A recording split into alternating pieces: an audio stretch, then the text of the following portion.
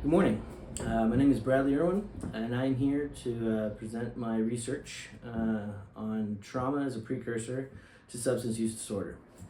This topic is especially important to me personally and professionally, as I am pursuing a career in addiction counseling, and I believe understanding the roots of substance use is crucial for effective treatment.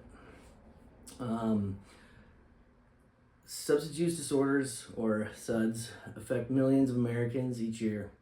In 2021 alone, over 46 million people in the U.S. met criteria for a substance use disorder, according to SAMHSA.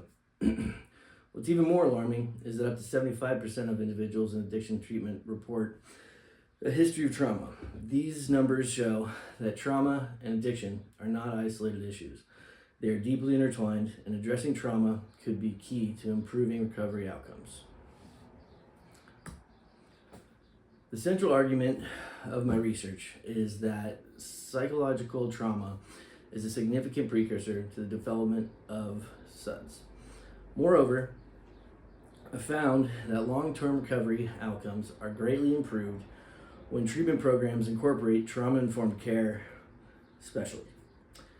In today's presentation, I'll cover four main points: the role of trauma as a risk factor, the biological and psychological mechanisms behind it, which populations are most vulnerable, and why trauma-focused treatment approaches are proving more effective.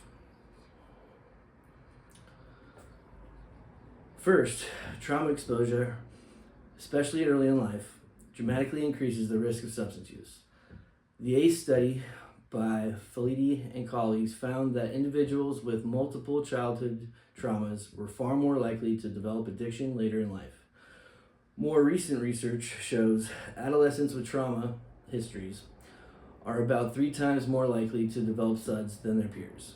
These findings suggest that addressing trauma early on could significantly reduce addiction rates.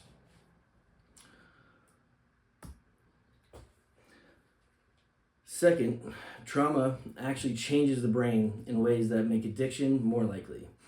Research shows that trauma can dysregulate the body's stress systems, like the HPA axis, making it harder to manage stress and increasing impulsivity. Psychologically, many people turn to substances as a form of self-medication to numb distressing emotions or memories. As Kantian self-medication hypothesis suggests, substance use often begins as an attempt to cope with the aftermath of trauma.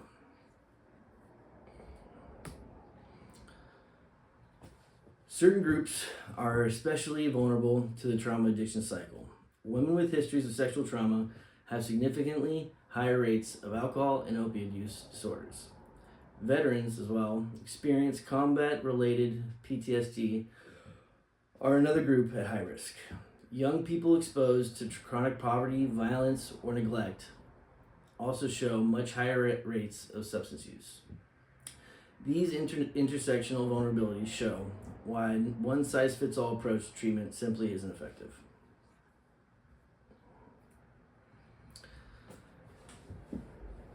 Fortunately, treatment models that integrate trauma care are showing promising results. Programs like Seeking Safety address both PTSD symptoms and substance use at the same time, leading to better retention and lower relapse rates. Trauma-informed care focuses on creating safety, trust, and empowerment, crucial elements for individuals who have often experienced repeated violations of trust and control. Addressing both trauma and addiction together leads to more sustainable recovery.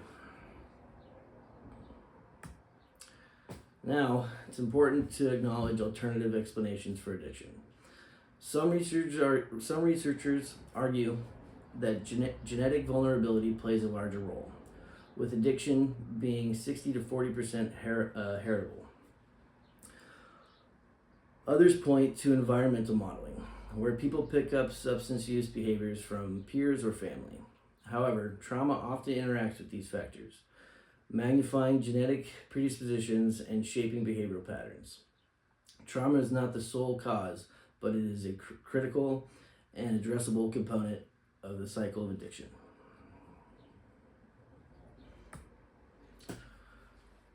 So in summary, trauma plays a pivotal role in the development of substance use disorders.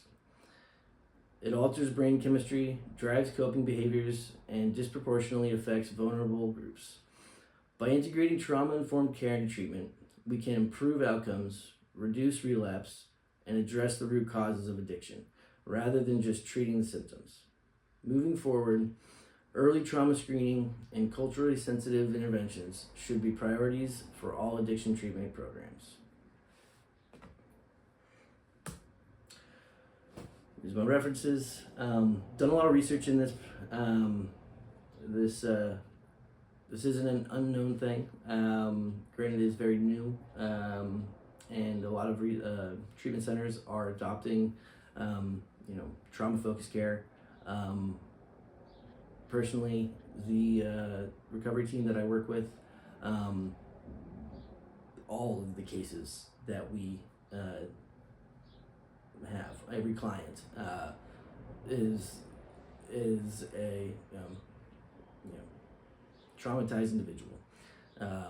Each case that we take on is kind of the burnouts, people who have been through every treatment center and something's not sticking.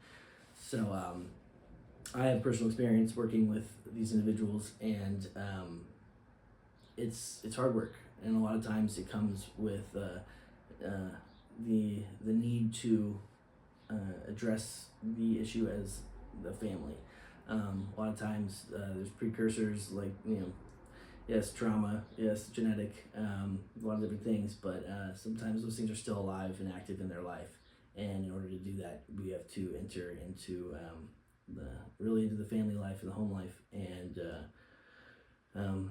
make a change in everybody in the group. So this is something I experience a lot and have worked with. So I hope you enjoyed my presentation, and thanks.